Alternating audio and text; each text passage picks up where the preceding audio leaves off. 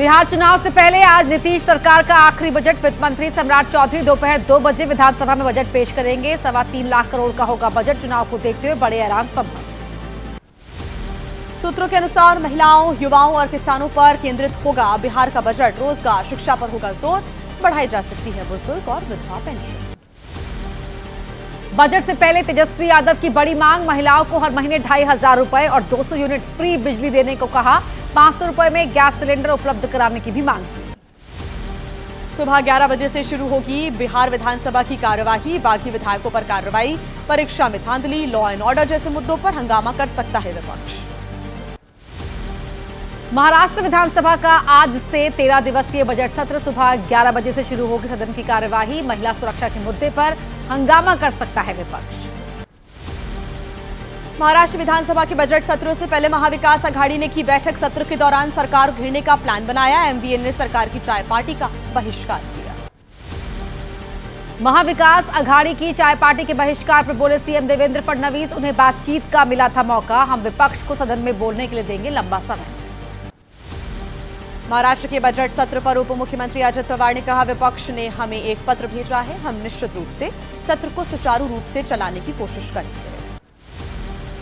महाराष्ट्र सरकार में तकरार की खबरों पर बोले डिप्टी सीएम एकनाथ शिंदे, चाहे मीडिया कितनी भी ब्रेकिंग न्यूज दे दे, हम नहीं टूटेंगे। इस भीषण गर्मी में शीत युद्ध कैसे संभव है। देवेंद्र फडणवीस के सामने अजित पवार ने ली एकनाथ शिंदे की चुटकी। कहा, आप अपनी सीएम की कुर्सी फिक्स नहीं रख पाए, जिसके जवाब में शिंदे ने कहा, हमने सहमति से कुर्सी बदली।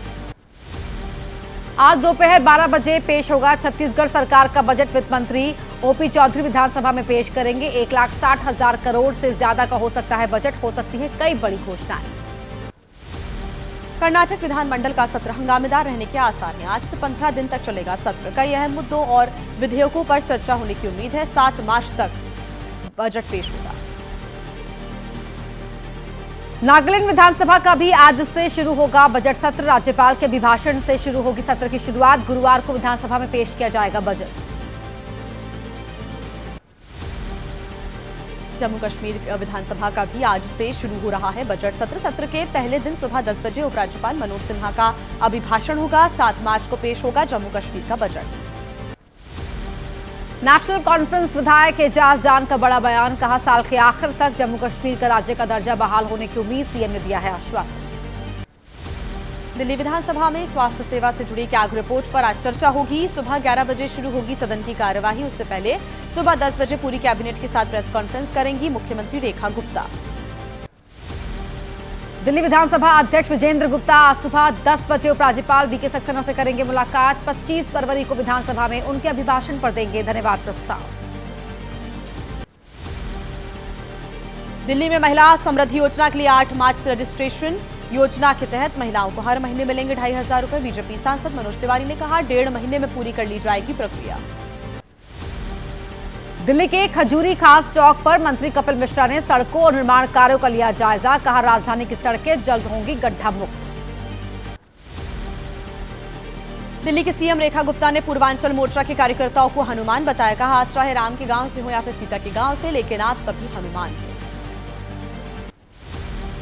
दिल्ली के पूर्व सीएम स्वर्गीय मदन लाल खुराना के घर पहुंची सीएम रेखा गुप्ता। उनकी पत्नी का जाना हालचाल। इस दौरान बेटे और बीजेपी विधायक हरीश खुराना भी रहे मौजूद। पंजाब के मुख्यमंत्री भगवंत मान की आज शाम 4 बजे संयुक्त किसान मोर्चा के साथ बैठक। पंजाब की कृषि नीति लागू करने, फसलों के एमएसपी समेत कई मुद्दों पर चर्चा होगी। सीएम हाउस में आज सुबह 11 बजे पंजाब कैबिनेट की बैठक। व्यापारियों को राहत देने पर हो सकता है फैसला। त्रिभाषा नीति को लेकर तमिलनाडु के CM deputy CM Udhayanidhi Stalin का बड़ा आरोप। तमिलनाडु पर हिंदी थोपने की योजना केंद्र बना रहा है। हिंदी की वजह से नष्ट हुई कई राज्यों की मातृभाषाएं। केंद्रीय शिक्षा मंत्री धर्मेंद्र प्रधान ने तमिलनाडु के विरोध को बताया राजनीतिक। कहा, राष्ट्रीय शिक्षा नीति नहीं थोपेगी। तमिलनाडु का दावा निराधार।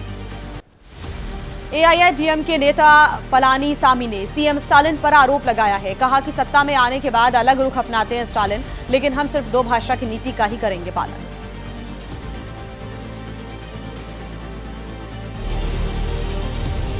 और आइए अब देखते हैं तेज रफ्तार में सियासत से जुड़ी खबरें।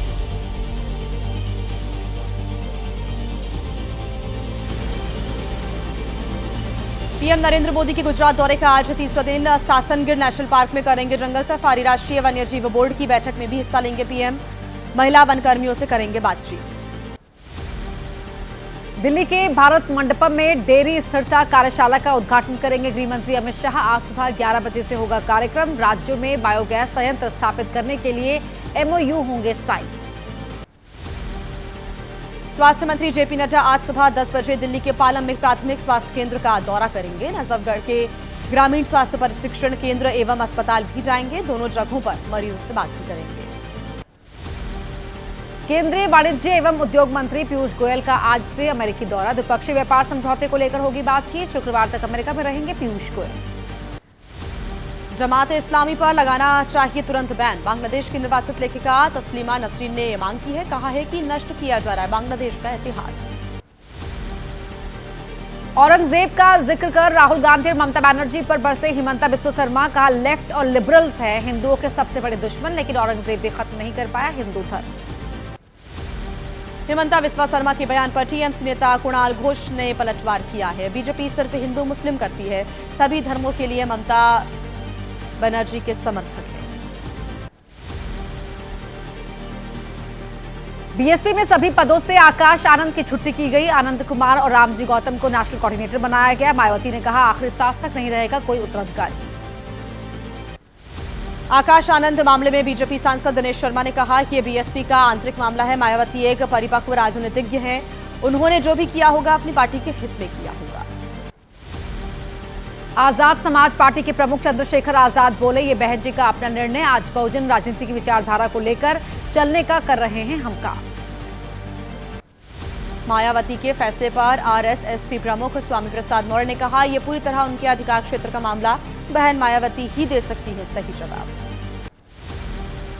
महाराष्ट्र के ठाणे में उद्धव ठाकरे गुट और एकनाथ शिंदे गुट में झड़प। दोनों ही गुटों के कार्यकर्ताओं ने एक दूसरे के खिलाफ जमकर की नारेबाजी, आरोप भी लगाए। और आइए 8 सेकंड न्यूज में अब आपको दिखा देते हैं कुछ और बड़ी खबरें फटाफट अंदाज में। हरियाणा के रोहतक में कांग्रेस कार्यकर्ता हिमानी नरवाल की हत्या के मामले में एक आरोपी गिरफ्तार। 1 मार्च को हाईवे के पास सूटकेस में मिला था हिमानी का शव। परिवार ने हिमानी का शव लेने से इनकार किया। हिमानी की मां ने कहा जब तक दोषियों को नहीं पकड़ा जाएगा हम शव नहीं लेंगे और न ही करेंगे अंतिम संस्कार। हरियाणा के रोहतक में हिमानी के घर पहुंचे कांग्रेस विधायक भारत भूषण बत्रा और इंदुराज नरवाल। पीड़ित परिवार की पूर्व सीएम भूपेंद्र सिंह हुड्डा से कराई फोन पर बात। हिमानी की मां ने कहा भूपेंद्र सिंह हुड्डा ने आश्वासन दिया है उन्हें 100% न्याय मिलेगा। कांग्रेस नेता हरीश रावत ने हरियाणा की कानून व्यवस्था पर उठाए सवाल। कहा हिमानी के मामले में हम सरकार के साथ, लेकिन इसका राजनीतिकरण होगा तो ये दुर्भाग्यपूर्ण होगा। कांग्रेस विधायक भारत भूषण बत्रा की पुलिस दोषियों को जल्द पकड़ने की मांग। कहा हिमानी बहुत अच्छी लड़की थी, उसकी पार्टी में किसी से दुश्मनी नहीं थी। हिमानी की मां ने कांग्रेस के लोगों पर ही जताया था हत्या का शक। हिमानी की हत्या के मामले में बीजेपी सांसद योगेंद्र चांदोलिया बोले कांग्रेस पार्टी का लगता है मामला, अपराधी कोई भी हो उसे होनी चाहिए फांसी। हिमानी नरवाल हत्याकांड पर बीजेपी नेता आरपी सिंह का बड़ा बयान। कहा सुनने में आ रहा है कि आपसी रंजिश में हत्या हुई है, जांच में सच निकल कर आएगा सामने। कांग्रेस कार्यकर्ता हिमानी नरवाल की हत्या को आम आदमी पार्टी के नेता संजय सिंह ने बताया दुर्भाग्यपूर्ण। बोले हरियाणा सरकार को इस पर तुरंत करनी चाहिए कार्रवाई। महाराष्ट्र के जलगांव में केंद्रीय मंत्री की बेटी से छेड़खानी। आरोपियों ने पीड़िता और उसकी सहेलियों की तस्वीर ली और वीडियो भी बनाए। 28 फरवरी को एक धार्मिक कार्यक्रम की है ये पूरी घटना। बेटी से छेड़खानी की एफआईआर दर्ज कराने खुद थाने पहुंची केंद्रीय मंत्री। पुलिस ने 7 नामजद लोगों के खिलाफ पॉक्सो और आईटी एक्ट में दर्ज किया केस। अब तक एक आरोपी की हुई गिरफ्तारी। पुलिस के मुताबिक आरोपियों ने पहले लड़कियों का किया पीछा, फिर छेड़खानी की। गिरफ्तार आरोपी पर पहले से दर्ज हैं 4 मामले। बाकी आरोपियों की तलाश के लिए बनाई गई हैं 3 टीमें। केंद्रीय मंत्री की बेटी से छेड़खानी पर बोले सीएम देवेंद्र फडणवीस दोषियों को बख्शा नहीं जाएगा, होगी सख्त कार्रवाई, सभी दोषियों को जल्द पकड़ लेगी पुलिस। बेटी के साथ छेड़खानी पर केंद्रीय मंत्री का बड़ा बयान। ऐसी घटना मंत्री की बेटी के साथ हो सकती है तो कल्पना कीजिए आम लोगों को क्या क्या सहना पड़ता होगा। केंद्रीय मंत्री की बेटी से छेड़खानी पर मंत्री प्रताप सरनाईक ने कहा बेटियों और बहनों की रक्षा करना हमारा कर्तव्य, चाहे वो केंद्रीय मंत्री की बेटी हो या गरीब किसान की, दोनों हमारे लिए समान। केंद्रीय मंत्री की बेटी से छेड़खानी पर महाराष्ट्र कांग्रेस अध्यक्ष हर्षवर्धन सपकाल ने उठाए सवाल। कहा, पुलिस हफ्ता वसूली के अलावा कुछ नहीं कर रही, कौन चला रहा है गृह विभाग। जलगांव की घटना को प्रियंका चतुर्वेदी ने बताया दुर्भाग्यपूर्ण। कहा, जब एक मंत्री की बेटी असुरक्षित है तो आम लड़कियों की क्या होगी स्थिति। क्या महिलाओं के खिलाफ बढ़ते अपराधों पर जागेगी महाराष्ट्र सरकार।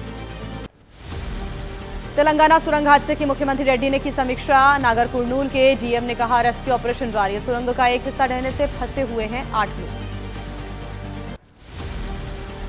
स्पीति में टला बड़ा हादसा। आईटीबीपी कैंप के पास हुए हिमस्खलन से बचे जवान। जवानों के कैंप से कुछ दूर ही पहले रुक गई थी बर्फ। घटना का वीडियो आया सामने। रोहतांग में भारी बर्फबारी का दिखा कहर। अटल टनल रोहतांग के मुहाने पर हिमखंड गिरने से परेशानी बढ़ी। रोड क्लियर करने में जुटा हुआ है बीआरओ। हिमाचल प्रदेश के चंबा में लैंडस्लाइड। राष्ट्रीय राजमार्ग पर भरमौर पर गिरा पहाड़। जान माल के नुकसान की कोई खबर नहीं। माणा में चल रहा रेस्क्यू ऑपरेशन खत्म हुआ। चमोली के डीएम ने बताया, हिमस्खलन से बीआरओ शिविर में फंसे 54 मजदूरों में से 46 को बचाया गया। इस हादसे में 8 की मौत हो गई। उत्तराखंड के मुख्यमंत्री पुष्कर सिंह धामी ने कहा, बहुत ही चुनौतीपूर्ण था बचाव अभियान, लेकिन सबने मिलकर किया पूरा ऑपरेशन। बचे हुए लोगों को बद्रीनाथ से जोशीमठ पहुंचाया। और आइए अब आपको दिखा देते हैं खेल की बड़ी खबरें 8 सेकंड में। आईसीसी चैंपियंस ट्रॉफी में भारतीय टीम का विजय रथ जारी। टूर्नामेंट के आखिरी लीग मैच में भारत ने न्यूजीलैंड को 44 रन से हराया। लगातार दर्ज की तीसरी जीत। आईसीसी चैंपियंस ट्रॉफी में भारत और ऑस्ट्रेलिया का सेमीफाइनल मैच कल दुबई में भारतीय समय के हिसाब से दोपहर 2:30 बजे से मैच शुरू होगा। ग्रुप ए में टॉप पर है टीम इंडिया। टीम इंडिया के लिए श्रेयस अय्यर ने न्यूजीलैंड के खिलाफ सबसे ज्यादा बनाए 79 रन। पारी में लगाए 4 चौके और 2 छक्के। अय्यर की पारी के वक्त भारत के थे 3 विकेट पर 30 रन। 300 वनडे मैच खेलने वाले विराट बने भारत के 7वें खिलाड़ी, लेकिन करियर के 300वें वनडे में बड़ी पारी खेलने में नाकाम रहे। 14 गेंद खेलकर 11 रन बनाकर आउट हो गए। पहला मैच खेल रहे वरुण चक्रवर्ती का चला जादू। 5 विकेट लेकर न्यूजीलैंड को घुटने टेकने के लिए मजबूर किया। 10 ओवर में दिए केवल 42 रन। भारत की न्यूजीलैंड पर 44 रन से जीत। भारतीय क्रिकेट टीम के पूर्व कप्तान सौरव गांगुली ने कहा, सामने चाहे कोई भी हो, भारतीय टीम एक मजबूत टीम है। भारत की जीत पर पूर्व भारतीय क्रिकेटर एस श्रीसंत दी बधाई। कहा, रोहित की कप्तानी को सलाम। बस 2 और मैच हम बन जाएंगे चैंपियन। और आइए अब जानते हैं आपके राज्यों का हाल तेज रफ्तार के साथ। जम्मू कश्मीर में आतंकवादियों के खिलाफ हुई बड़ी कार्रवाई। पुंछ पुलिस ने जब्त की पाकिस्तान में छिपे बैठे 3 आतंकियों की जमीन। करीब 28 लाख बताई जा रही है जमीन की कीमत।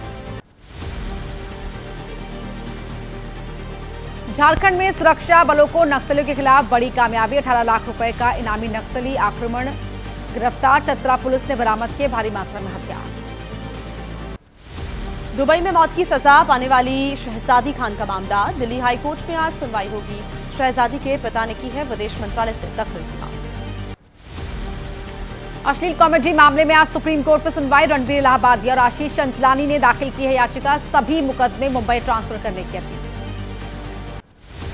कांग्रेस सांसद इमरान प्रतापगढ़ी की याचिका पर आज सुप्रीम कोर्ट में सुनवाई। गुजरात में दर्ज एफआईआर रद्द करने की मांग गुजरात हाईकोर्ट ने दिया था। जांच में सहयोग का निर्देश। दिल्ली सरकार के पूर्व मंत्री सत्येंद्र जैन से जुड़ा मनी लॉन्ड्रिंग का मामला। ईडी की याचिका पर आज दिल्ली हाईकोर्ट में सुनवाई। निचली अदालत में सुनवाई पर रोक लगाने की मांग। आईआरसीटीसी से जुड़ा भ्रष्टाचार के मामले में आज राज रेवेन्यू कोर्ट में सुनवाई होनी है। चार्ज फ्रेम करने पर होगी बहस। लालू तेजस्वी समेत कई अन्य को बनाया गया है आरोपी।